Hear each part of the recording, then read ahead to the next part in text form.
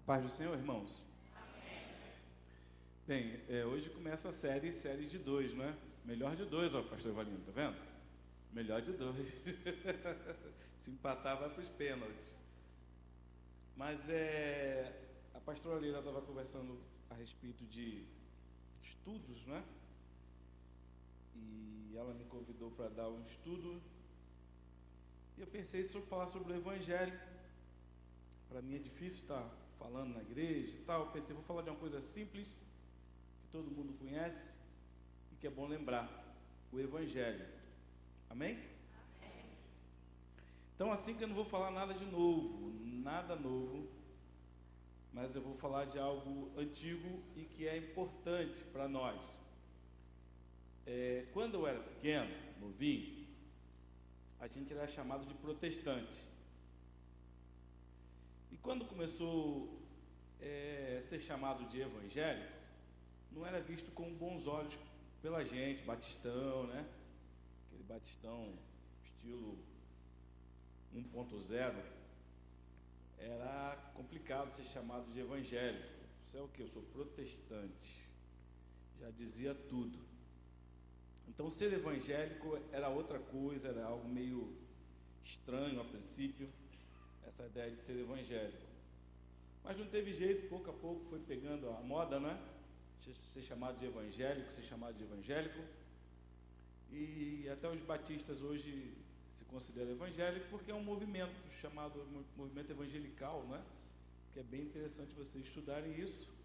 Movimento evangelical, evangelicalismo. Não é algo que surge da gente aqui, é algo que surge lá dos States, também da Inglaterra, países da Europa, e a gente vai adotando essas ideias, e nós somos conhecidos como os evangélicos, mas é um termo que não nos define, correto? Amém? É verdade, porque eu trabalhei fora do Brasil, país aqui da América Latina, e é interessante, a América Latina toda, quando você fala cristiano, quase toda a América Latina, né? Boa parte de fala espanhola, quando você fala cristiano, as pessoas sabem que está falando de um evangélico. Interessante, né? Igreja cristiana é um evangélico, pode até ser um católico, mas a princípio é um evangélico. Mas para a gente aqui não, você fala cristão, pode ser, geralmente é católico, não é? Então nós adotamos nos chamar de evangélicos, e hoje em dia tem muitos defensores dos evangélicos, porque os evangélicos estão em alta. A gente está em alta como nunca estivemos antes. A gente está dentro da questão da produção, da distribuição de bens e serviços, nós estamos dentro das áreas profissionais todas, nós estamos no meio da política, e na política a gente tem feito coisas assim tremendas, né? Nós estamos em diversas áreas, o que não acontecia antigamente. Quando a gente começa a falar disso, aí que fica mais complicado. Esse termo não me representa, né? Fica mais complicado, porque quando a gente fala de evangélico hoje, está meio duro, não está, irmãos? Nós somos da cidade mais evangelizada da América Latina. O maior número de templos evangélicos por habitante é São Gonçalo. No último censo, nas projeções, nós estávamos com 32% de evangélicos, mas com as projeções todas, as pessoas falam de 37, 38, até alguns mais assim empolgados falam de 40% de evangélico, mas a coisa irmãos, você sai em qualquer lugar de São Gonçalo, você vê um evangélico, e se você tropeçar, você cai dentro de uma igreja evangélica. A gente está concorrendo com os bares, não é? Concorrendo com os bares, com os supermercados. São as igrejas quase todas lotadas em São Gonçalo.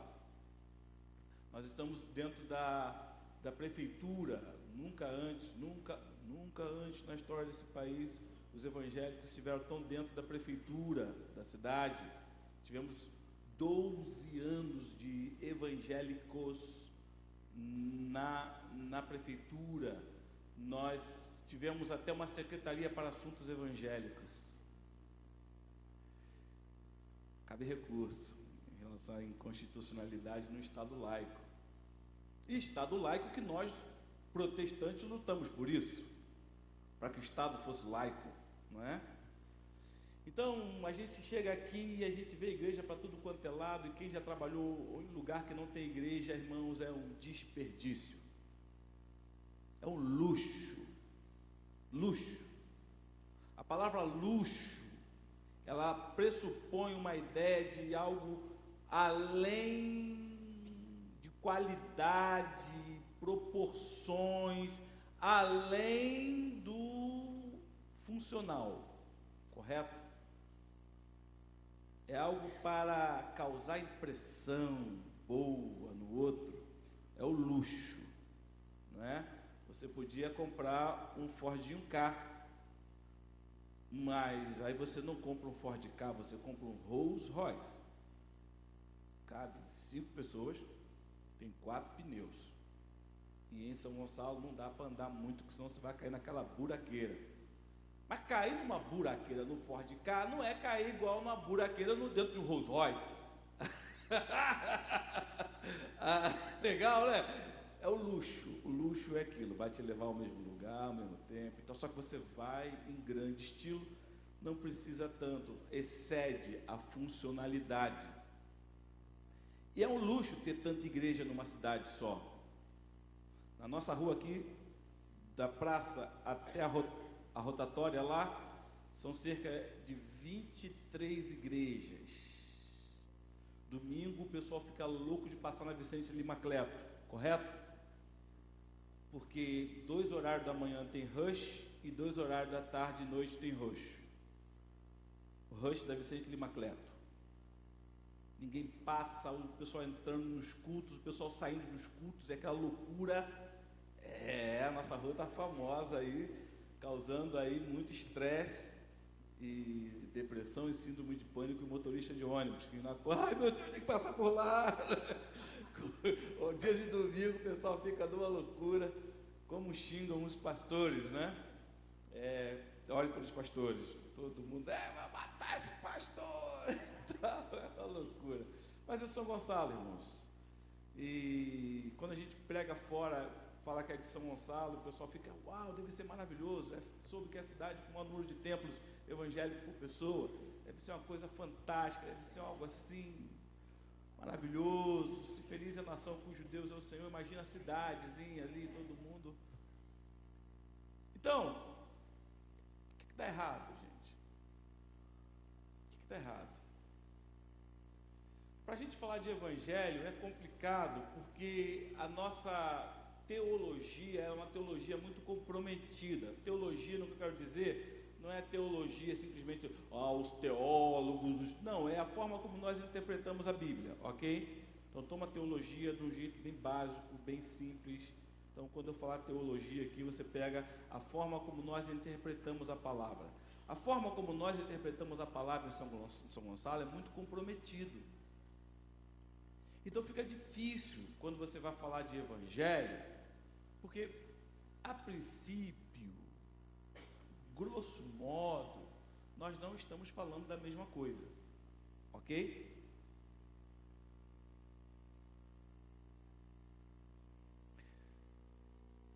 Então, a forma como a gente interpreta a palavra de Deus, ela tem muito a ver com a realidade que a gente vive hoje. Você quer ver como que nós interpretamos a Bíblia? Saia pelas ruas de São Gonçalo.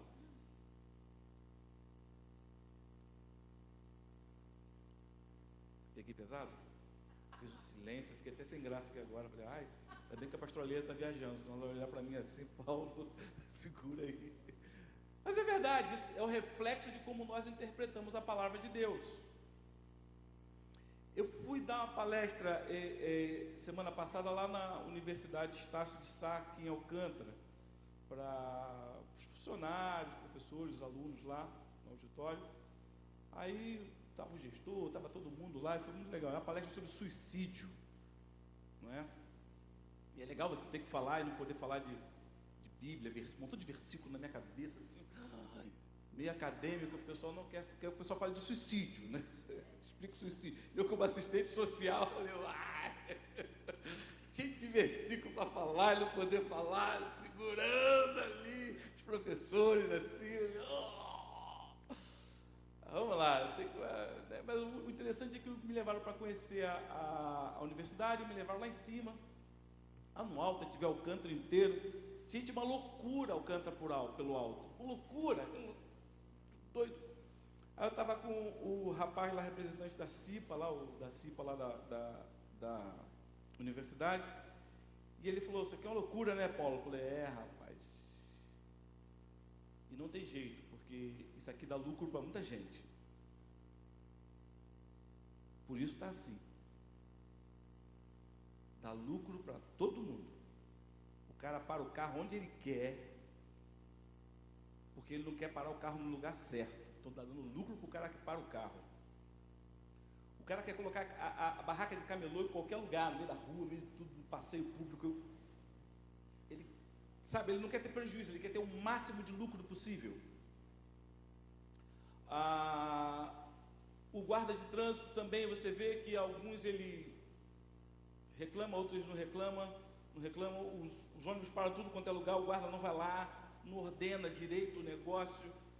Para ele é melhor que é menos estresse. Ai, gente, isso não tem jeito, você não sabe o que eu passo aqui, não é? Então, o pessoal até não se esquenta muito, meu amigo, porque senão você vai ficar estressado e você não vai vir trabalhar, não é? O comércio ganha, todo mundo lucra com aquele furdunço, aquela loucura, aquele cheiro estranho naquela região ali embaixo do viaduto, perto dos peixes, aquela coisa de louco, loja americana, C&A, tudo no mesmo lugar, Marisa, pessoal gritando, pulando em cima daquelas banquinhas, e o pessoal gritando na rua, gente, gritando no meio da rua, vem comprar isso, toca música, tá todo mundo lucrando. Eu falando para ele, o problema aí é esse, que dá lucro para muita gente e ninguém quer perder. E na minha cabeça de missionário eu pensei, a nossa teologia, meu Deus, ninguém quer perder. A gente chega a interpretar a Bíblia assim, Jesus sofreu para que eu não sofresse. Imagina, assim, antigamente, quando a gente era chamado de protestante, o nome disso era heresia. Quando nós éramos protestantes, o nome disso era heresia. Porém, hoje é culto da vitória, igreja da vitória, é a pregação da vitória.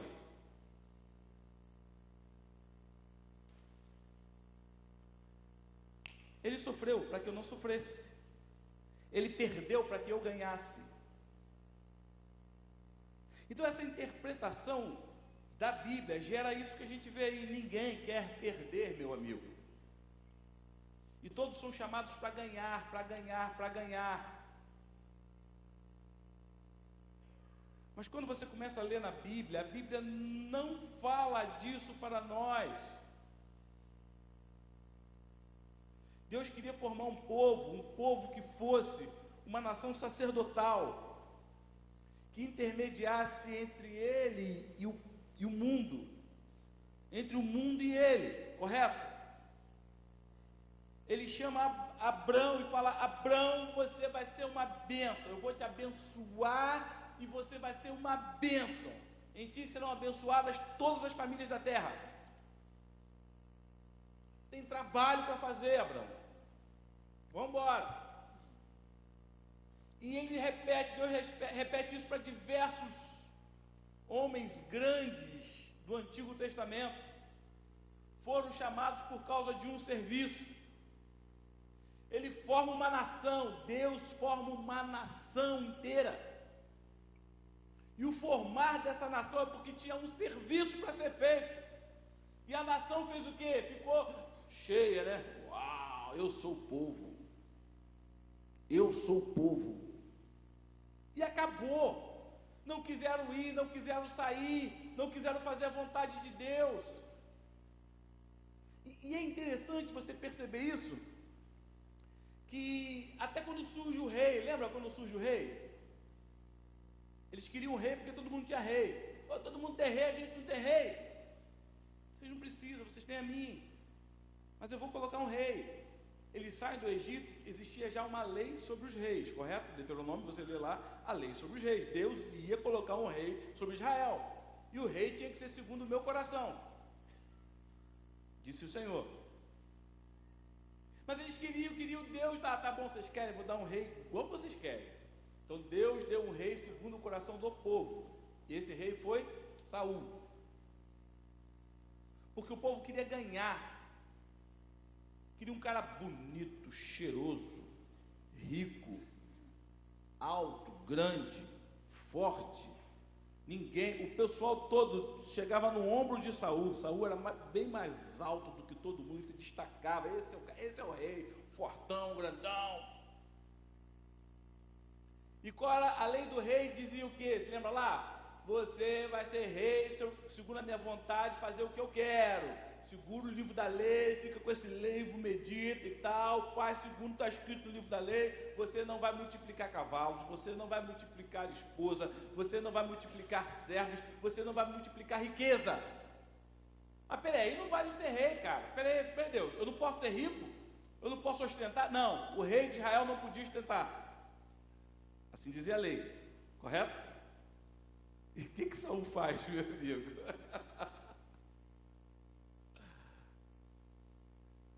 É igual você querer ser vereador em São Gonçalo. Vou fazer uma campanha, gastar 1 milhão, 2 milhões só para ganhar aquilo um pouquinho. Ser prefeito, ganhar. Quanto o prefeito de São Gonçalo ganha? Quanto? 20 e poucos mil reais. Por aí, mais ou menos, né? 20 e tantos mil reais. Tem pastor que ganha muito mais que isso. É sério. Administrar uma cidade de mais de 1 milhão de pessoas. Eu vou administrar, você vai ganhar só isso aí, meu amigo? Para! Trabalhar, responsabilidade, o peso disso, para! O cara que quis ser rei de Israel ganha muito. Lembra? Os reis. Deus rejeita, chama Davi. Lembra de Davi? Davi fez um montão de coisa errada desse tipo. Ele se tornou rico, poderoso, aquela coisa. Ele fez o que Deus não mandou fazer. Ele chegou a matar os outros para ficar com a mulher do cara.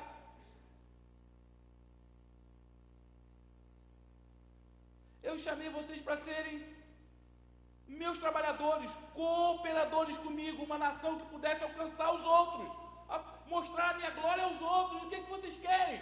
Vocês querem só ficar no bem bom, só ganhar, ninguém quer abrir mão, ninguém quer perder. A gente confunde muito essa ideia de Davi, o homem segundo o coração de Deus. Não, ele era segundo o coração de Deus porque ele fazia acontecer, ele pintava e bordava, mas ele se arrependia. O pessoal acha que isso é virtude. Não é disso que é segundo o coração de Deus, não, gente. Porque Deus queria um rei segundo o coração. Ele é o rei segundo o coração. Mas não é que as atitudes dele é segundo o coração de Deus. Não é porque se arrepender não é virtude. Não é virtude. Se arrepender não fez mais que obrigação. Reconhecer o seu erro. Tem que se humilhar. Tem que perder. É perder. Deus chama Jonas, vai lá Jonas e tal, e Jonas não quer perder, porque nós somos os heróis, esse povo da Síria quer acabar com a gente. Vai lá Jonas. O que Jonas faz? Foi para o outro lado do mundo conhecido da época. Deus pega o peixinho, vai lá, Vai Jonas. E Jonas vai zangado. E o capítulo 4 diz algo bem interessante. Fala assim: não foi isso, não foi isso que eu te disse, estando ainda na minha terra? Que isso é um Deus que se arrepende do mal. Legal, né? Depois você lê o capítulo 4 de Jonas. Não foi isso que eu disse, que você é um coração mole. Eu sabia que o Senhor queria perdoar esse povo. Eu sabia que o Senhor queria perdoar esses malvados. Eu sabia.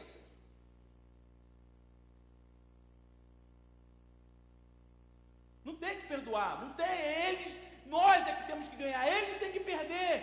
E Deus, não, Jonas, não é, eu não chamei vocês para ganharem, eu chamei vocês para fazerem a minha vontade.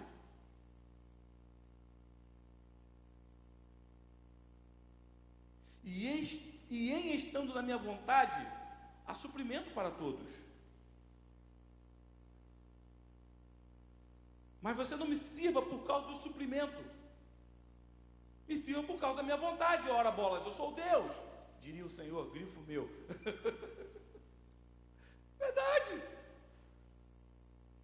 Então, quando a gente começa a entrar no Novo Testamento, você tem Deus falando assim, vou mostrar como é que é. Aí ele se faz um de nós. Imagina, Pai, Filho e Espírito Santo. O Filho vai e se faz um de nós. Perde.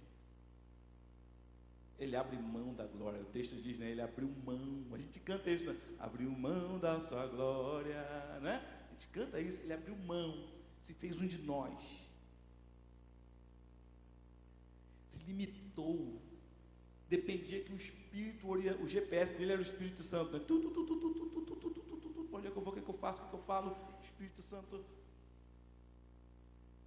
Eu vejo isso, eu fico imaginando aquele filme O Comando para Matar, o pessoal da antiga, né? O pessoal jovem não sabe o que é isso não. Mas aquele filme do Arnold Schwarzenegger, Comando para Matar, lembra? Que ele entra naquela loja de armas, enche de armas. Eu fico imaginando assim no meu pensamento criativo, Jesus entrando na terra, que ele já está nela, que é uma coisa estranha, né? O onipresente se tornando limitado, é estranho isso, não dá para entender, não, é por fé. Mas assim, ele chegando, tirando as armas todas, aquele de Arnold Schwarzenegger, em vez de colocar, tirando, né? Tira aquilo tudo e tal, e entra no mano a mano, para encarar esse mundo nosso, no mano a mano, como uma criança, totalmente dependente do outro. Isso é assustador, gente. Ele se limita, ele passa a ter fome, ele passa a ter sede, ele passa a sentir-se cansado, ele para descansar, uma hora ele dorme dentro de um barco no meio da tempestade, de tão cansado que estava, para do lado de um poço com sede, me dá uma aguinha para beber aí, e começa já a fazer minha comida e a minha bebida, fazer vontade do meu pai, mesmo com fome e sede eu faço a vontade, porque eu não fui chamado para a satisfação, eu fui chamado para um serviço, existe um serviço a ser feito. Então quando nós começamos a pensar em lucrar e ganhar, o resultado é o que a gente vê aí. Por exemplo, no Brasil, o cálculo Gini é assustador, que mede os 10% mais ricos e os 10% mais pobres. Não é? É assustador o cálculo Gini para o Brasil. A gente tem países da Europa assim, que é a Noruega, a Dinamarca, que é uma coisa de doido. Por exemplo, você pega o topo da pirâmide e a base da pirâmide. Se o pessoal que está na base da pirâmide consegue comprar um prato de comida, vai no restaurante lá e compra um prato de comida, quem está no topo consegue comprar 17, que é 17 por 1, né? A diferença entre os mais ricos e os mais pobres é de 17 por 1. Se eu compro um carro, o cara consegue comprar 17. Se eu compro uma casa, o cara consegue comprar 17. E são países cristãos. E eles consideram isso injustiça. É injusto. Interessante, né? Quando você vem para o Brasil, é 54 por 1. 54 por 1. Você tem Colômbia, Honduras, Haiti é terrível, né? Mas você tem outros com 60 e pouco, 72 por 1. Mas o nosso caso é 50. Se você pode comprar um carro, o cara pode comprar 54. Você consegue imaginar isso? E o nome disso é injustiça. E nós somos considerados um país cristão. Por isso é injustiça. Se nós não fôssemos cristãos, na nossa espiritualidade, talvez não fosse injustiça. E nós, como igreja, a gente fez uma troca interessante. Nós trocamos o cordeiro sofredor pelo leão que vem, destrói e conquista.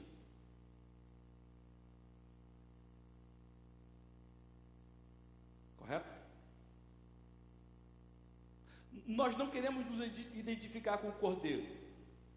O cordeiro sofreu para que eu não sofresse. Eu me identifico com o leão. Meu amigo, mas o leão é o que virá.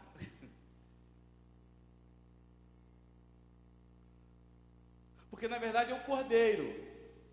Eu vos envio como ovelhas no meio de... Eu não vos envio como leão.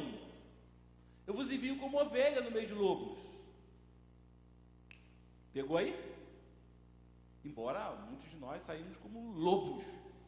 Em alguns cultos de algumas igrejas, você é treinado para você ganhar, conquistar e vencer, bater meta, e pá, e ofertar para poder ganhar mais, e oferta para ganhar mais, e pá, e vamos que vamos, dinheiro é a tua libertação. Rapaz, quantas vezes eu ouvi isso? Me assusta. Porque a tua libertação está relacionada com a oferta que você dá. Chegam uns caras que falam assim, a Bíblia fala mais de dinheiro do que qualquer outra coisa, meu irmão. Vai ler a Bíblia, meu amigo. Vai ler a Bíblia, porque até você ver sobre Dario, não tinha essa ideia de dinheiro no mundo. Era escambo, meu amigo, era troca. Para com esse negócio, tirou zero em história. Tinha essa coisa de dinheiro. Mas os caras querem dizer que a Bíblia toda fala. A Bíblia fala de Jesus, que era tudo e se fez nada para salvar a mim e você. Ele é o centro de toda a palavra.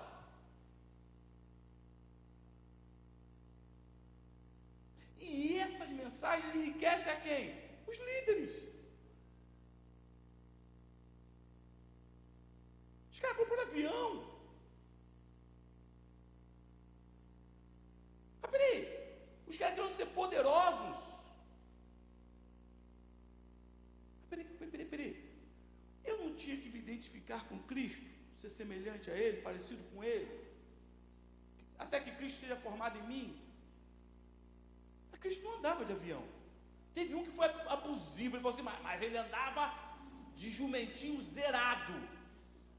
Seu pecador, uma zorraga aqui. Gente,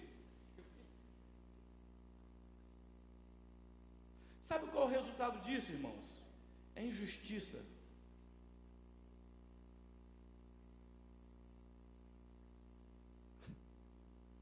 Jesus podia chegar, irmãos, e dizer, é tudo meu, acabou, correto?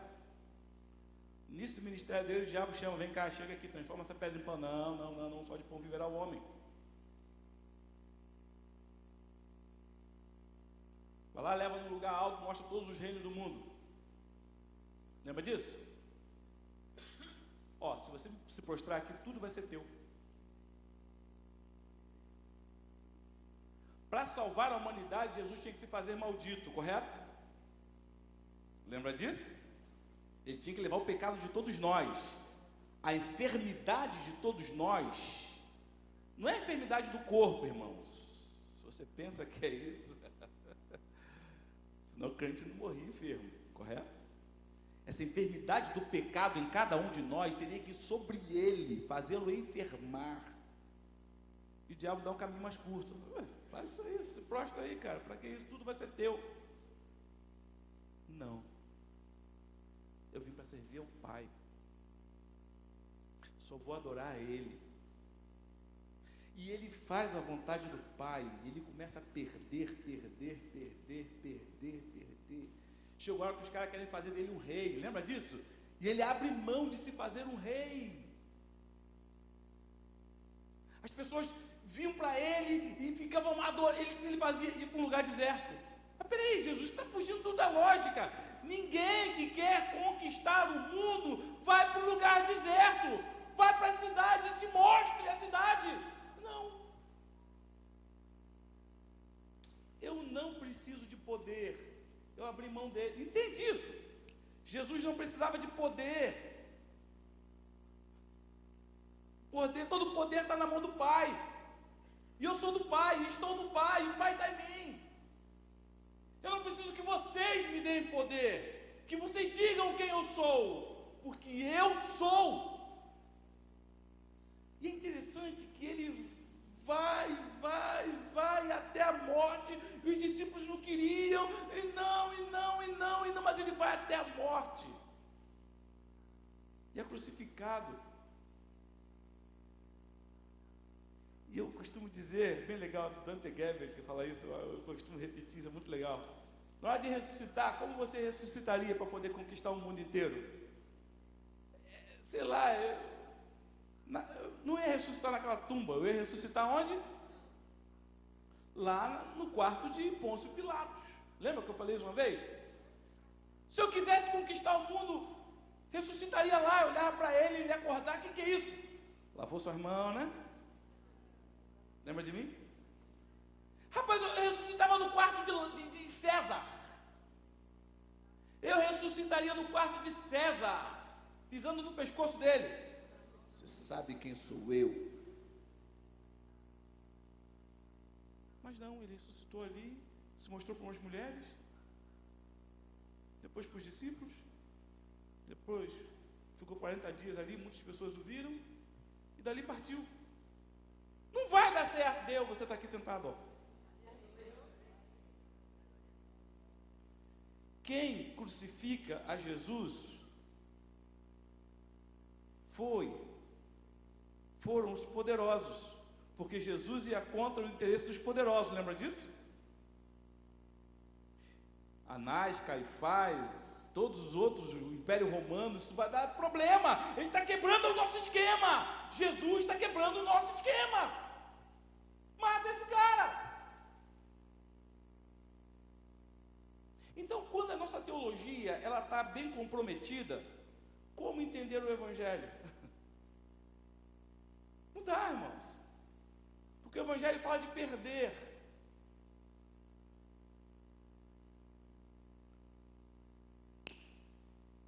Entende isso? Então, mas não vai dar certo. Eu tenho que conquistar, não vai dar certo, você está aí. Ah, mas não dá. Irmãos, é loucura para os que perecem. Beleza? Só entende isso quem nasce de novo. Quem não nasce de novo, pede para sair, porque não aguenta. A proposta de Jesus para nós é uma proposta impossível. O único jeito de viver isso é nascendo de novo. Então eu queria dar essa introdução gigante, porque o que eu vou falar depois está baseado nessa teologia. Entendeu? Assim, essa interpretação da Bíblia. Não é de ganhar, é de perder. As pessoas creem que se nós tivermos mais políticos, mais industriais evangélicos, mais policiais evangélicos, mais isso evangélico, a gente vai resolver o problema do povo. São Gonçalo diz que não. São Gonçalo diz, não é verdade. Eu estava na Indonésia, pregando numa cidade chamada Pekanbaru, muito grande, a igreja, e ensinando lá, pastores e líderes, dando palestra para eles, e eles falavam disso, de que a intenção deles, o desejo deles é que se tivesse muitas igrejas, as coisas poderiam mudar, se tivesse muitas igrejas cristãs. Não, São Gonçalo diz que não. Não é assim que muda a história. O que muda a história é o Evangelho. E se eu não sei o que é o Evangelho, eu posso estar fazendo uma grande loucura. Coloca o slide lá, vamos tentar começar aqui, bem rapidinho. É coisa bem curta, porque é só o Evangelho. não é nada novo, não é nada muito complexo, somente o Evangelho. Esqueci meu óculos, mas dá para ler, a letra está grande lá. Eu propus falar que, por quê, como, para quê. Só para ficar bonitinho. Tinha que ter um negocinho embaixo escrito, pensei que, por quê, para como, para quê, fica legal, né? Mas eu não vou me deter nisso. No que eu vou falar, você vai entender o que é. No que eu vou falar, você vai entender o porquê do Evangelho, porquê temos o Evangelho. E você vai entender como nós acedemos, entendemos, proclamamos e para que o Evangelho serve, ok? Na minha fala. A palavra Evangelho é uma palavra bem interessante, ele significa boas novas. Boas novas. Essa palavra, ela é bem antiga, ela não é uma palavra do cristianismo. Tá? Era um termo utilizado, os militares utilizavam esse termo, né? Evangelium. Tinha uma luta, uma batalha muito importante, estratégica, e estava ali acontecendo aquela batalha, e quando vencia a batalha, uma pessoa ia para anunciar essa boa nova lá no reino. Correto? Essa pessoa saía de lá correndo, ia até lá no povo e dizia como aconteceu a batalha, os momentos difíceis, e contava a história da batalha, e o rei, toda a nobreza e todo o povo lá ouvindo como foi vencida a batalha, e era uma festa. E essa mensagem se chamava Evangelium, correto? A pessoa que dava essa mensagem era chamada de evangelista. É sério mesmo, no grego era isso mesmo, evangelista. E ele recebia um bônus por ter feito isso, um pagamento, e o nome desse pagamento também se chamava Evangelho. Daí é retirada essa ideia. Na época de Jesus, a palavra Evangelho era utilizada para qualquer boa notícia, qualquer nova alvissareira. No português, alvíssara. Joia? Nova alvissareira. Nova alvissareira. Lembra disso, os antigos aí?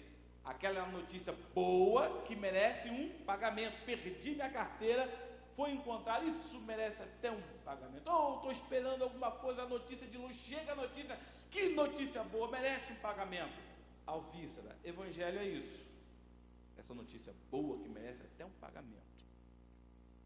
Essa boa notícia. Porém, ela está mais relacionada com a ideia daquela batalha e a mensagem contada para o povo do que com a nossa alvíssara, ok? Com o nosso termo em português. Na Bíblia, as pessoas pensam que se eu prego a Bíblia, eu prego o Evangelho. Já percebeu isso? Outro dia eu estava vendo um programa de televisão, o sujeito falou um montão de coisa bonita, falou de política, falou de um montão de coisa, depois ele falou um montão de livro assim, que podia comprar livro, tal horário, tal não sei o que lá. Liga não, que o próximo vai ter um intervalo, depois do intervalo eu vou estar dando uma palavra e orando por você. Aí deu a palavra, rapidinho, orou pela pessoa, leu um texto falando sobre vitória, não desistir, não sei o que lá, e depois parou, veio o comercial. Quando ele voltou com um pedido de oferta para o programa, dizendo: ajude-nos a manter esse programa pregando o Evangelho. Que legal, né? Você dá sua contribuição, você oferta. Tem uns caras que falam, eu preciso de 1.000 pessoas contribuindo com R$1.000, eu preciso de 10.000 pessoas com tantos R$1.000, e aparece. E as pessoas dão para que a pessoa continue pregando o Evangelho no programa. Só que quando eu estava ouvindo, eu falei, mas não falou do Evangelho, ele falou de um trecho da Bíblia e tal, falou que vai ter vitória, mas isso não é o Evangelho. Então pregar a Bíblia não significa pregar o Evangelho, correto, gente? Porque o Evangelho não é a Bíblia. O Evangelho é uma mensagem. Então o Evangelho ele não vai acontecendo.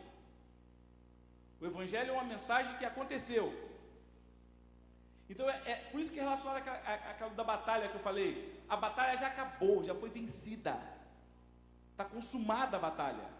Então você não vai falar de algo que vai acontecer, você vai falar de algo que já aconteceu. Beleza? Então, tem diversos momentos na Bíblia que você escuta o Evangelho. Pedro lá, quando se levanta lá, depois no Pentecoste, ele vai e prega, e você vê a história que ele conta, desde lá de trás. Ele vai contando a história do Evangelho, de como foi, de como nós nos perdemos, como nós pecamos, como nós falhamos, como Deus se ira, como Deus levanta profetas, como Deus vai trazendo, levantando pessoas, até chegar em Jesus.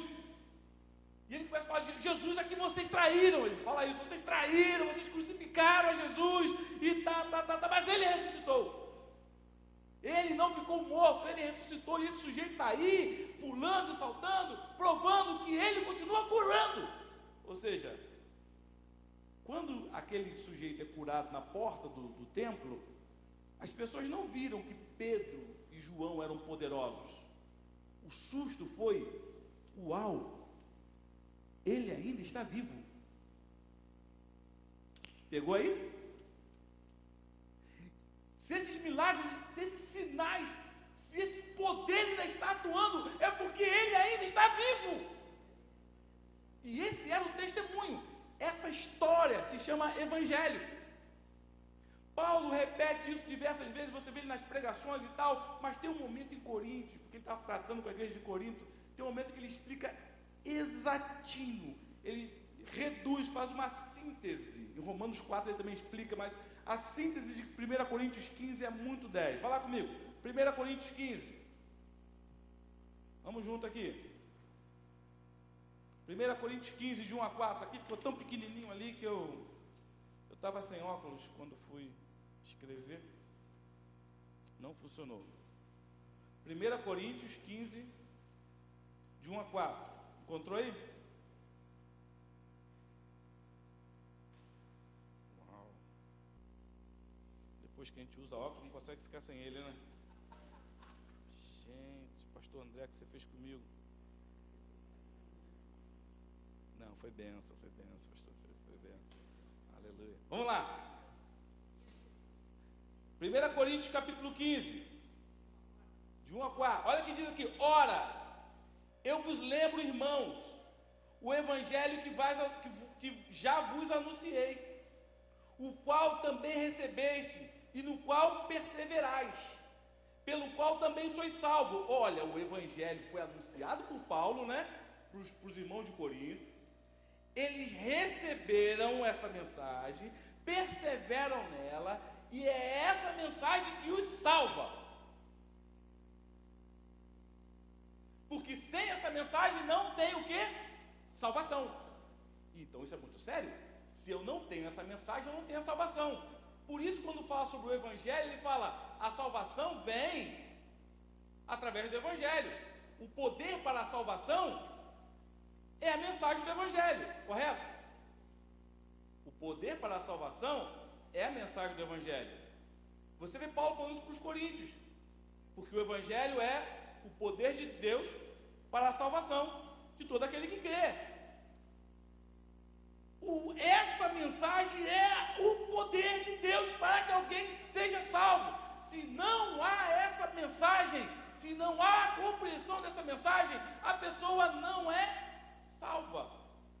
Peraí, o que é ser salvo, gente? É o nascer de novo, correto? Por isso que quando Nicodemos e Jesus estão conversando, é aquela complicação, né? Ele vem falando do seu mestre e tal. Se você não nascer de novo, você não pode ver o reino. Se você não nascer de novo, você não pode entrar no reino. Como é que é? Olha a importância do evangelho. Sem o evangelho, você não nasce de novo e você não é salvo. E se você não nasce de novo e você não é salvo, você não está no reino. Você pode estar na igreja, você pode estar no grupo pequeno, você pode estar participando, mas você não está no reino. Sem o evangelho, não há essa possibilidade. Então ele fala, o qual também recebeis, 2, pelo qual também sois salvos, se é que o conservais tal como vou-lo anunciei, ou seja, se vocês não adulteraram esse negócio. Se não, é que crestes em vão. Versículo 3, porque primeiramente vos entreguei o que também recebi. A gente lê isso na Santa Ceia o tempo todo, né? E é o Evangelho. Aí ele explica o que é o Evangelho. Eu entreguei o que eu recebi, que Cristo morreu por nossos... Olha, ele divide em 3 pontinhos, legal, né? Cristo morreu por nossos pecados, segundo as Escrituras. Você era pecador, eu e você éramos pecadores.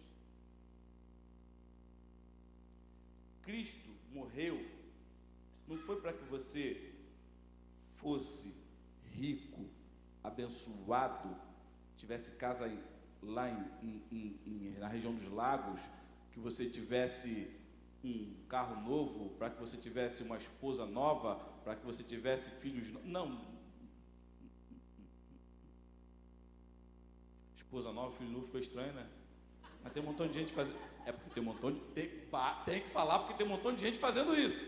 Quero um modelinho novo, Total Flex, bicombustível, freio ABS, airbag, modelo 2017.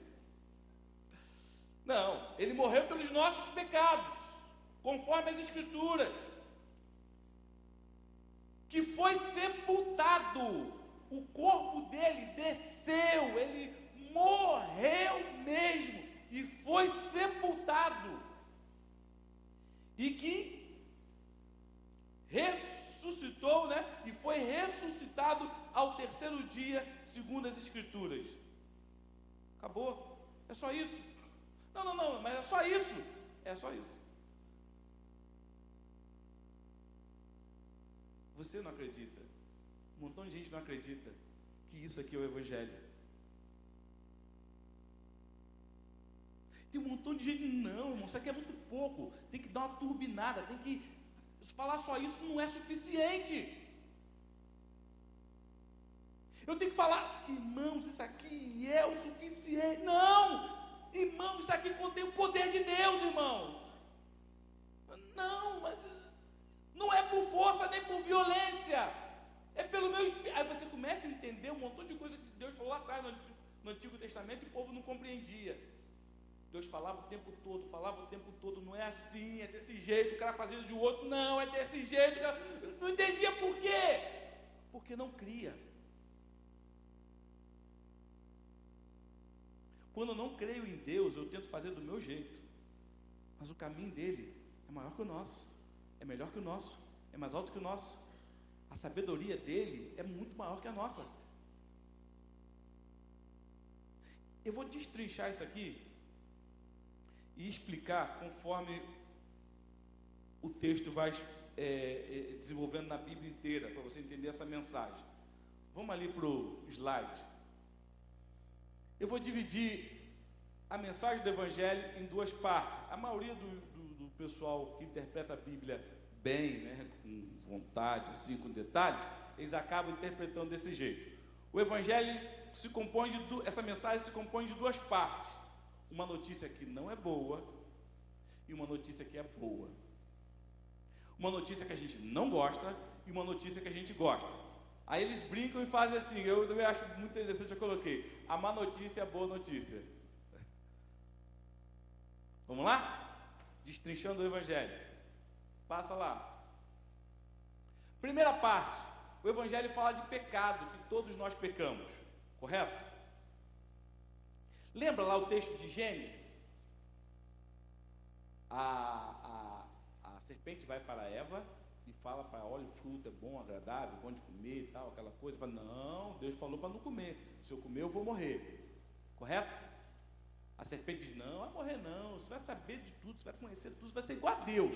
Uau, igual a Deus, rapaz. E parecia ser agradável para comer, aos olhos era desejável, né? Era a concupiscência dos olhos, a concupiscência da carne e a soberba da vida.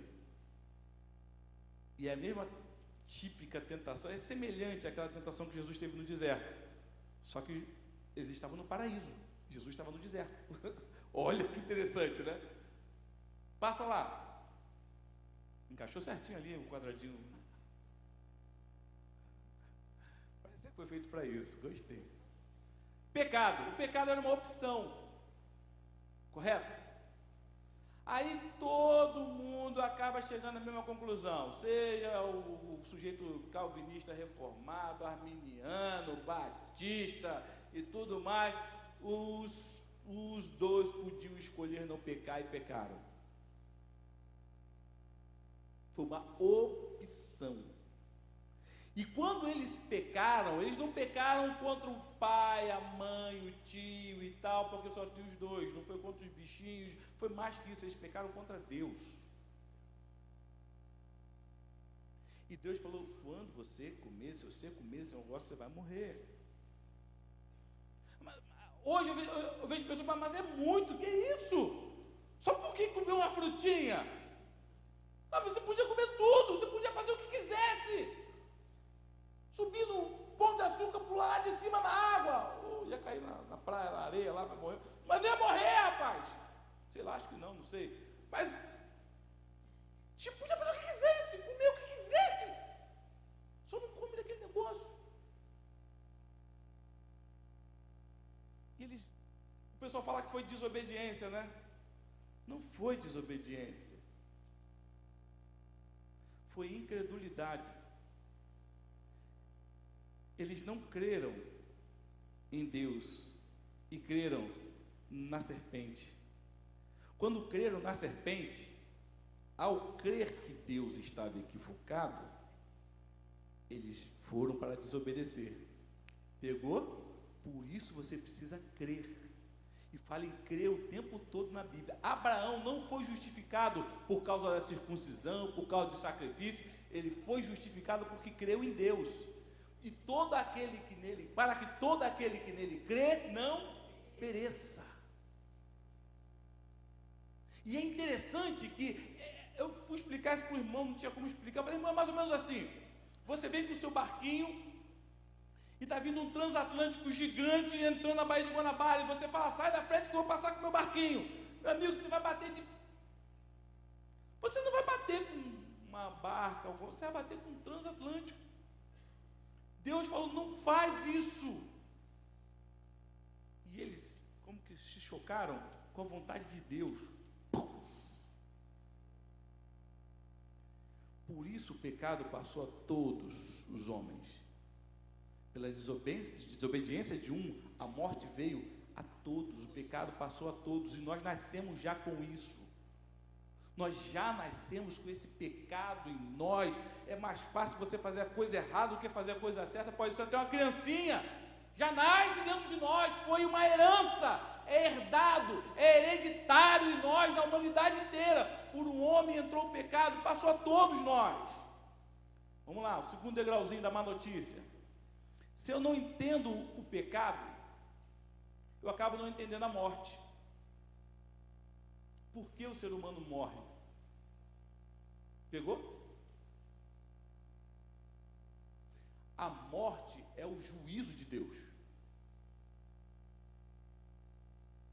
Nós pecamos e o pecado gerou a morte. Ah, eu morri porque eu pequei? Sim. Mas não é só. Você morre porque Deus te julgou. Passa aí, o slide. A Bíblia diz que Deus é reto, que Deus é justo. Amém? Tem gente que fala, o tempo da graça, porque agora Deus não leva mais do pecado assim. Ele já, não olha para o teu pecado, ele olha para você. Como é que é? Não é bem assim não, é só uma interpretação ruim. A gente brinca, né? É teologia de boteco isso. Teologia de fila de banco, cara. Calma aí, rapaz. Lê a Bíblia direito. Quem nele crê, será salvo. Mas quem não crê, o que diz o texto? Será condenado? Não. O texto diz, já está condenado. Nós já estamos mortos em nossos pecados e delitos.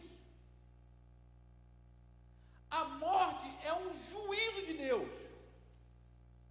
O homem não foi feito para morrer. Por isso castica de lá, corre na esteira e tal. E a mulher faz isso porque não quer morrer.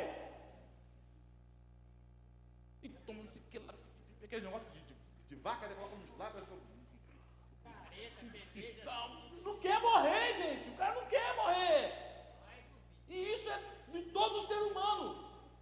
É de nós. Porque o juízo de Deus veio sobre todo homem.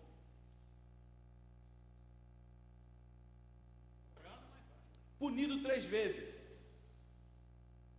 A partir daquele pecado, o ser humano passa a ter uma morte que é física, uma morte que é espiritual e uma morte que é eterna. Deus é reto, Deus é justo. Passa. Outro problema nosso, obras. Obras. Desde então o ser humano tenta alcançar essa salvação, essa vida eterna, através de obras, fazendo coisas para ser salvo. Como é que a gente chama isso? Quando eu tento fazer algo para alcançar a divindade para ser salvo. Alguns diriam Torre de Babel. Torre de Babel. É por aí. Eu começo a fazer religião.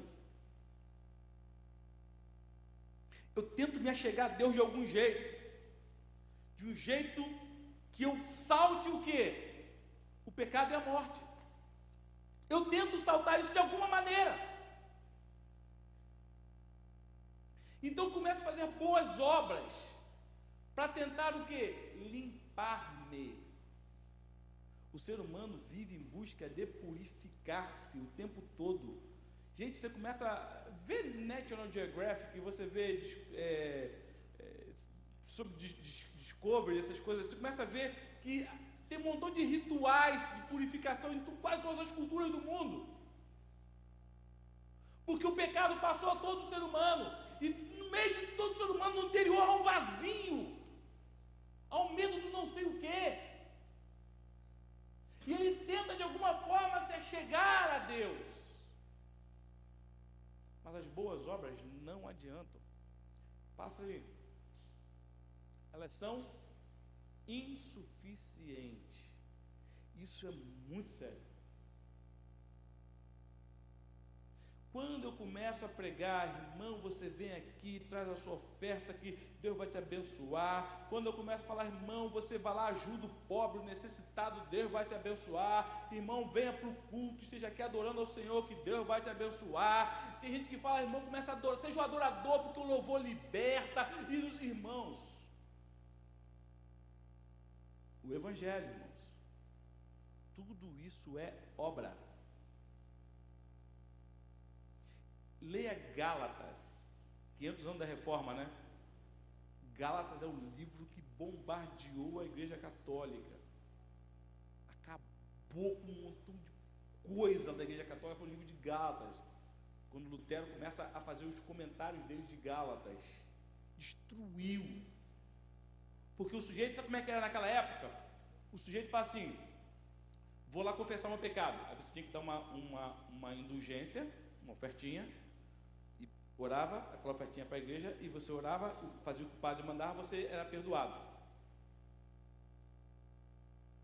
Você comprava uma lasca da cruz, porque vendia lasca da cruz, né? Pedacinho da cruz de Cristo. Você comprava aquilo e você era abençoado, salvo e perdoado. Você comprava a gota do sangue de Jesus, é sério, gente, vê na história, você era perdoado. Você comprava lá uma pedra lá do monte, lá do Calvário, você era perdoado. E tudo isso era vendido pela igreja.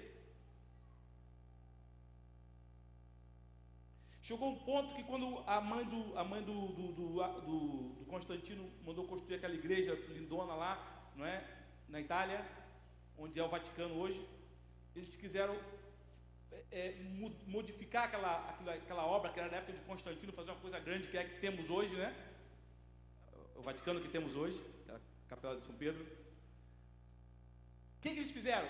Precisa de muito mais dinheiro. Então vamos vender título. O Papa começa a fazer títulos de salvação, que você comprando você está salvo. Então na fortuna, o cara juntava, comprava a salvação. E não satisfeito com isso, Eu posso comprar e dar de presente para alguém? Pode. E eu posso comprar pelos que já morreram? Pode.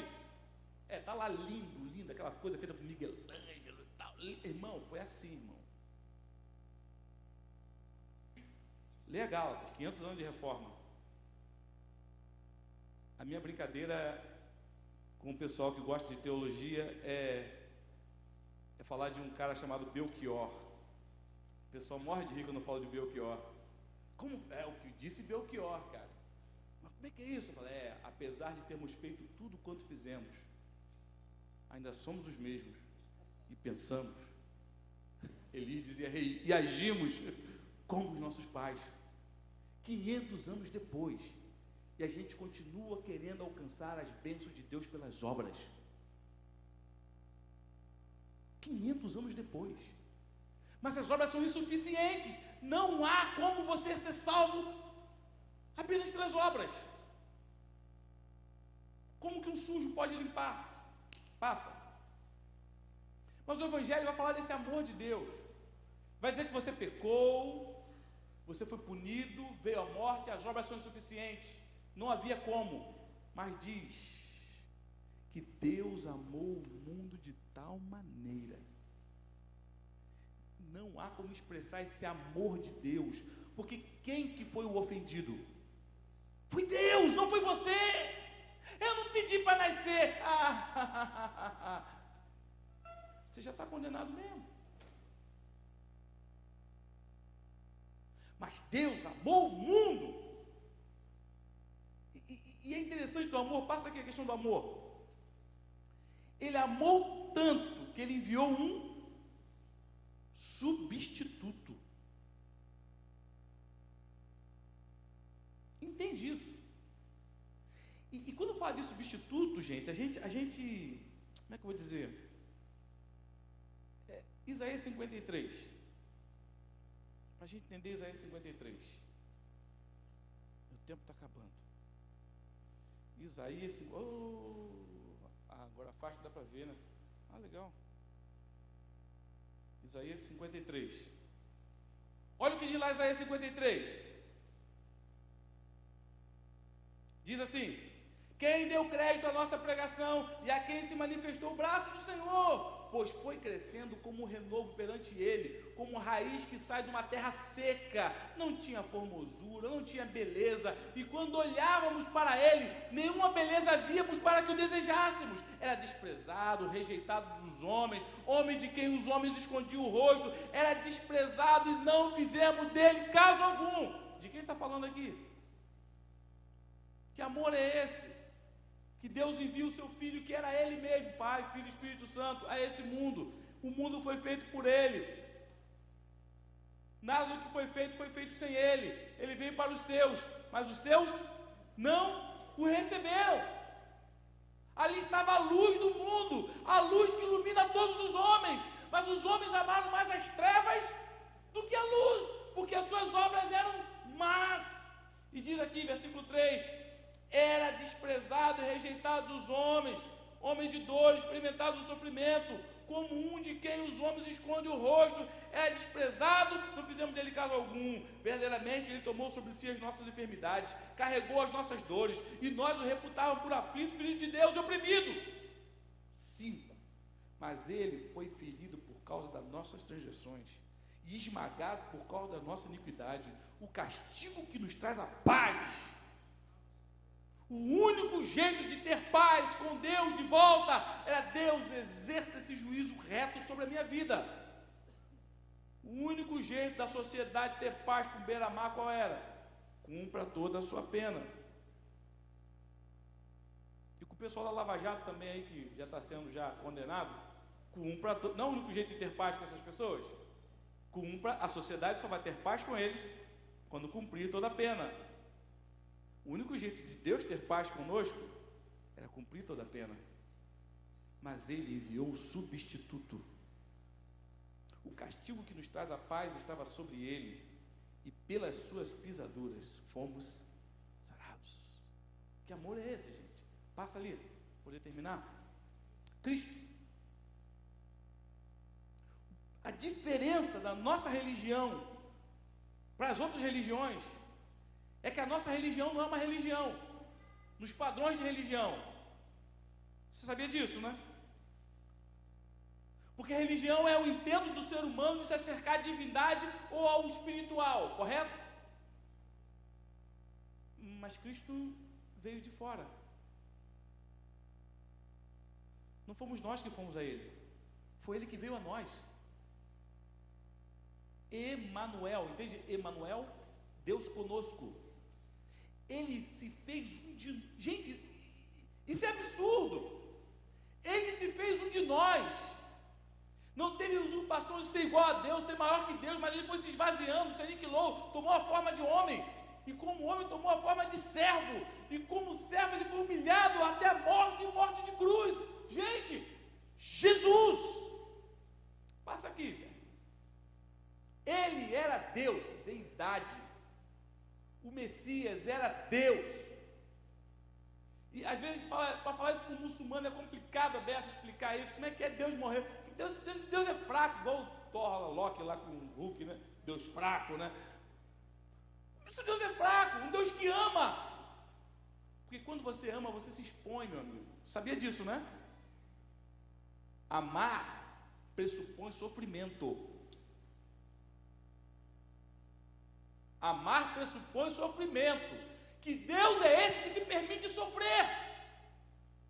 Um Deus que ama, sabe que vai sofrer.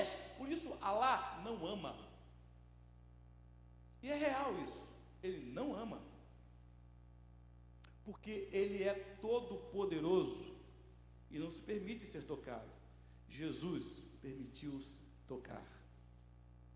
A Bíblia diz que nós tocamos no Verbo vivo, tocamos nele. João deitava assim no colo, da cabeça assim, abraçava, foi beijado, as crianças vinham para o colo dele. Era Deus, gente. Deus. Aquela mulher samaritana fica desesperada quando diz: você é Ele que está aqui. Os soldados vêm prendê-lo. Quem é Jesus? Aí ele fala: ego emi, né? Eu sou, que é Deus, né? Ego emi. Os soldados caem pelo poder. E caem de novo. Pelo poder. Eu sou Deus. Mas ele era 100% humano, ao ponto de ser tocado, humilhado, chicoteado. Sofreu, irmãos. Sofreu. Sangue, coroa de espinho, chicotadas que arrancavam um pedaço da pele, dos músculos. Carregou aquela cruz, totalmente humano. Passa, Berg. O último ponto do Evangelho vai falar da cruz, não é? Quando eu prego, eu tenho que falar do pecado, eu tenho que falar que as boas obras não servem, eu tenho que falar desse amor de Jesus, do amor de Deus. Quando eu prego o Evangelho, eu tenho que falar dessa cruz, gente, que foi a cruz que me libertou. Passa ali, Berg. A cruz me libertou e não é motivo de orgulho. Beleza? Ninguém pode se orgulhar. Jesus morreu por mim na cruz. Não é motivo de orgulho. Ele morreu no teu lugar. Não é motivo de orgulho nenhum. Isso é motivo de humilhação, irmãos. Traz alegria, mas traz humilhação. Lembra, eu contei um exemplo, não sei se foi aqui, foi lá, não lembro de onde a gente fala. É como se fosse... Está acabando meu tempo. Como se fosse assim,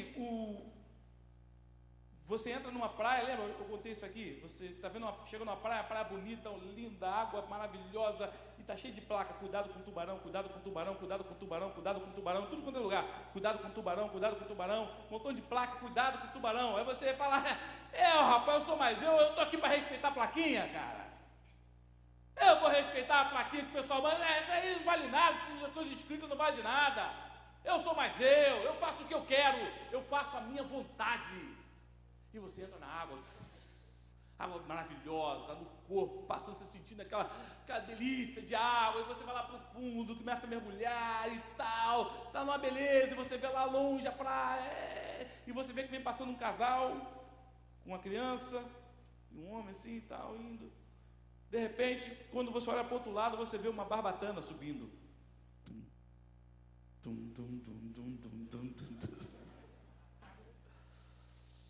E você olha, uau, o tubarão, você começa a nadar em direção à praia. E nadar, cada vez mais rápido, mas o tubarão está ganhando espaço, está vindo. E você entra em desespero, e você começa a gritar, eu vou morrer. De repente aquele homem olha, e quando você vê, é o campeão mundial de natação. Como é que é o nome do cara mesmo? Phelps. Michael Phelps, né? É o Michael Phelps, é o Michael Phelps, se eu pudesse nadar como ele, se eu pudesse nadar como Michael Phelps. Aí o Phelps vai, tira a roupa rápido, pula na água, e vai na tua direção, com braçadas vigorosas, ganhando espaço, e o tubarão vindo, e Phelps vindo, imagina, o campeão mundial de natação está vindo ao seu encontro, e você pensa, mas isso não vai adiantar nada. Como é que ele vai me tirar daqui? Vão morrer os dois, ele vai me segurar, vai tentar me levar, vão morrer os dois, não tem como. E vai, e o tubarão ganhando espaço, e Phelps também. E de repente Phelps passa de você. O campeão mundial de natação passa de você e vai em direção ao tubarão. E você nadando, e você olha para trás, e ele se coloca entre você e o tubarão. E o tubarão vem sobre ele, e mastiga. E sangue jorra e ele afunda o corpo daquele campeão mundial de natação. E você consegue escapar, chegar na areia. Estou salvo. E eu te pergunto, que orgulho tem isso? O campeão mundial de natação morreu por tua culpa. Te avisaram, te falaram, mas você foi em frente. Não vá, não entra aí, não faça isso. Mas você foi, ninguém manda em mim, eu faço a minha vontade. E você se perde. Mas Deus envia um substituto. E naquela cruz, todo o pecado nosso foi atribuído a Ele. Todo o erro nosso foi sobre Ele. E mais que isso, irmãos, toda a maldição de Deus que estava sobre nós foi sobre ele naquela cruz. Você pensa que ele suou sangue porque ele ia ser crucificado? Tem gente que pensa isso, né? Ele suou sangue porque ele ia ser crucificado. Que dor, né? E tal, lança do lado, aquela coisa. Você pensa que é isso? Você ainda pensa isso? Foi não, irmãos. O campeão da salvação jamais choraria ou suaria sangue por uma dor que outros cristãos tiveram maiores, ao ser dilacerado por leões vivos, arrancando pedaços nas arenas dos circos romanos. Jesus suou sangue porque ele sabia que ia levar a maldição de todos nós. A Bíblia diz que ele desceu ao inferno, porque ele foi maldito, porque maldito todo aquele que for pendurado no madeiro. Ele levou a nossa maldição, a Bíblia diz que ele foi até o inferno, o tragou 3 dias, morto. Todo o nosso pecado foi atribuído a ele, ele foi punido, toda a ira de Deus foi sobre Jesus. Pai, por que me desamparaste? O relato diz que houve trevas, meio-dia teve trevas, terremoto, pessoas, corpo de santos do Senhor, pessoas que ressuscitaram, a terra moveu, o véu rasgou de cima a baixo, a maldição foi sobre ele, o preço foi pago. O sangue foi derramado e com o seu sangue ele comprou homem de toda tribo, língua, povo e nação para estar diante do Senhor. Jesus não morreu para te fazer livre. Jesus não morreu para que você fosse feliz. Jesus não morreu para que você fosse curado. Jesus não morreu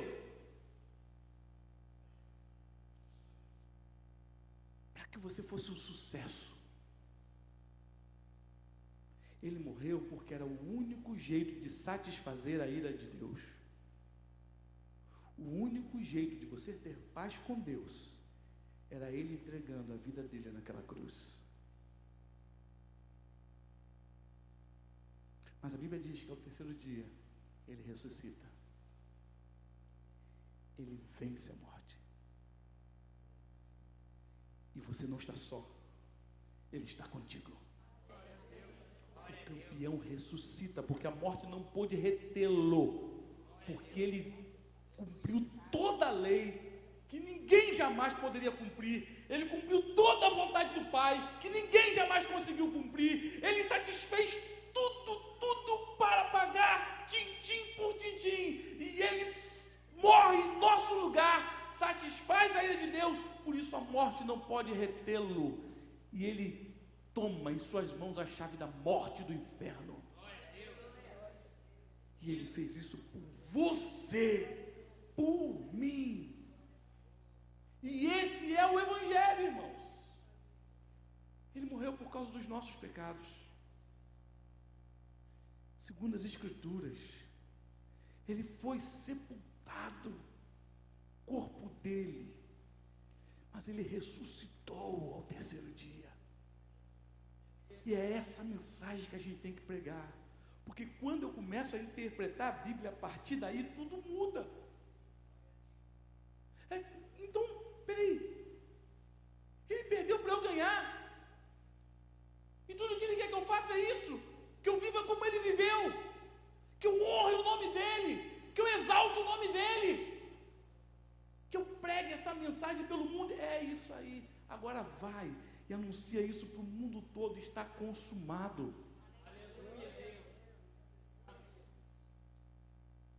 Pegaram aí? Por que que as pessoas vêm para a igreja e continuam as mesmas?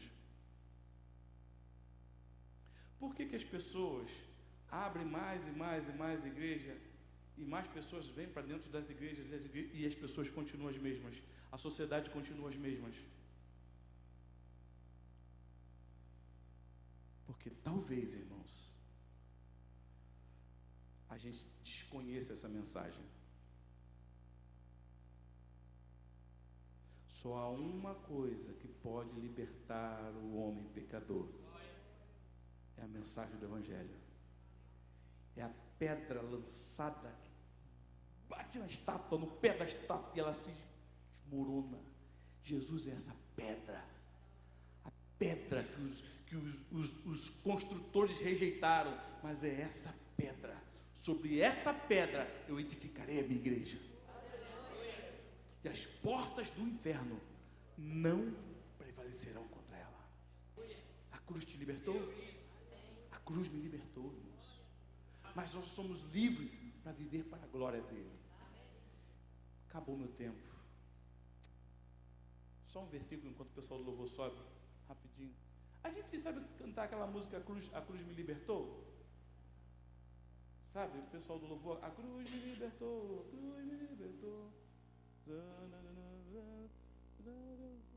Eu não sei, eu só sei a cruz me libertou, aquela parte. Abre lá rapidinho, 2 Coríntios. Vai ficando em pé, para ganhar tempo aqui. Rapidinho. 2 Coríntios, capítulo 5.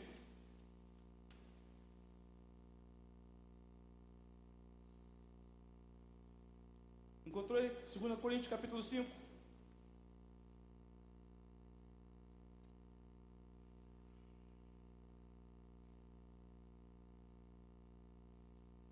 Irmãos, eu não sou contra dinheiro não, tá? Eu não sou contra você ter uma política justa, honesta. Não sou contra nada disso não. Eu sou contra a gente fingir que isso é o Evangelho. Porque isso não é o Evangelho. Os evangélicos não é o Evangelho. O Evangelho não são os evangélicos. O Evangelho é mais poderoso do que os evangélicos. Porque mesmo com o mau testemunho de muitos evangélicos, o Evangelho é poder de Deus para salvar. conheço um homem, na porta do boteco, o amigo dele encaixaçado, os dois tontos. Ele olhou para o outro e falou: você está mal, rapaz, você vai morrer. Ele estava com um montão de doença, você vai morrer. Minha esposa fala de Jesus Cristo, fala que Ele é Salvador, que Ele morreu pelos nossos pecados. Ele começou a falar para o sujeito, que a esposa falava para ele o tempo todo: vai para a igreja, rapaz, Jesus é isso, Jesus é aquilo. Falou tudo lá tudinho. Não é que o sujeito foi e se converteu e passou a perturbar a vida daquele sujeito que falou para ele. Porque o Evangelho não é você, ele é superior a você. Porque o Evangelho, essa mensagem é o poder de Deus para a salvação, e não é o teu poder, não é a tua força. Deixa que o Evangelho sozinho faz, irmãos. A gente fica tentando domesticar o Evangelho, aí não fala de pecado, aí não fala de morte, não falou o Evangelho, falou só da coisa boa, da boa notícia, aí que vai ser bom, aí o cara vem para a igreja para ganhar carro, o cara vem para a igreja para ganhar cura, mas não vem para a igreja porque reconheceu que era pobre, cego e nu. Não reconheceu que estava condenado, não reconheceu que precisava da salvação. Ele não veio por causa de Jesus, ele veio por causa dele. Porque eu quero uma vida melhor, porque eu quero algo melhor. Por isso fica cheio de honra, de glória. Eu sou salvo, coloca lá, foi Deus que me deu no carro. Orgulho. Meu amigo, conheça o Evangelho. O Evangelho vai te humilhar, porque foi por tua culpa. 2 Coríntios, capítulo 5, versículo 14. Pois o amor de Cristo nos constrange, porque julgamos assim: se um morreu por todos, logo todos morreram. E ele morreu por todos, para que os que vivem não vivam mais para si, mas para aquele que por eles morreu e ressuscitou. Amém? Esse texto é poderoso. Ele morreu por todos, para que os que vivem não vivam mais para si, mas que você viva por Ele e para Ele e para a glória dEle. Porque você sem Ele vai se perder de novo, você sem Ele vai cair nas trevas de novo, você sem Ele você se torna refém de Satanás, você sem Ele o diabo acaba contigo. Esteja debaixo da cruz, porque embaixo da cruz há libertação. Cantemos.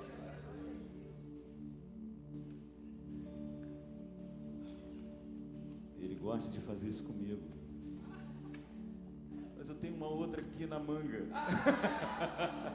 Eu não conheço, a gente não ensaiou, então tem uma música muito legal também, eu acho que vai encaixar bem. É do Evangelho? É do Evangelho. Pela cruz me chamou, gentilmente me atraiu, e eu sem palavras me aproximo, quebrantado do seu amor. Mais uma vez, diga.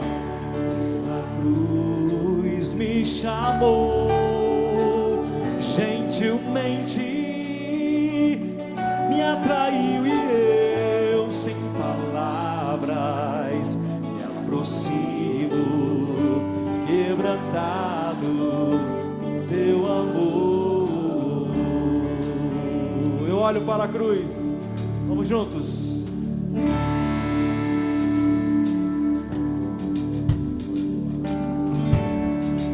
Olho para a cruz. Vamos juntos. Para a cruz eu vou, se eu sofrer participar de sua obra, vou cantar.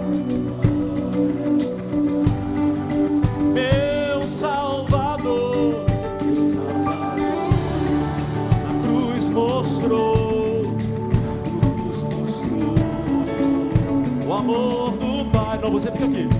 do Pai. O justo Deus, o justo Deus. Vamos lá, pastor, canta comigo. Pela cruz.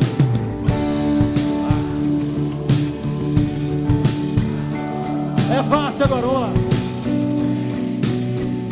Me atraiu e eu, sem palavras, me aproximo, quebrantado do seu amor. A cruz me chamou, gentilmente me atraiu e eu, sem palavras, me aproximo, quebrantado, teu amor. Grande é o teu amor. Me redimiu e me salvou. Com Trindade. Deu e me mostrou o quanto és fiel. Impressionante. Juntos. Impressionante é o teu amor. Aleluia. E me mostrou o quanto és fiel. Luz, gentilmente me atraiu. Sem palavras, quebrantado no teu amor. Irmãos, nós não merecíamos essa vida, mas foi de graça. Mas é uma graça que não é barata, não. Custou o sangue do Filho de Deus. Você não tinha como pagar isso. As suas obras não tinham como alcançar isso. Mas essa vida veio a você, é uma vida imerecida. Você não merecia isso. Todo dia a gente fica constrangido. Meu Deus, eu não merecia. Foi por minha culpa. Mas eu te amei. Eu te amei. Eu dei a minha vida por você, para que você viva livre para a glória do meu nome. Vamos cantar isso?